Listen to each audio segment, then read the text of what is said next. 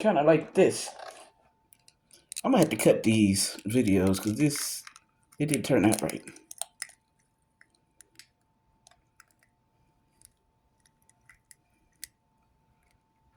And that's how you keep the yolk in there.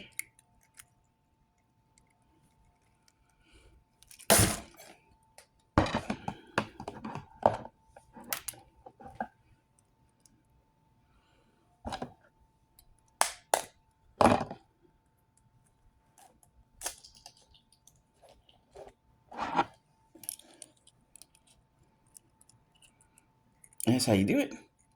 This is very cold, by the way.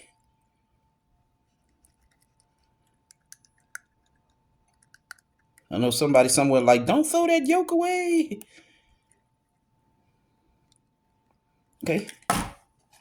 Where I'm at. And then we get our shell out. Shell out. Shell.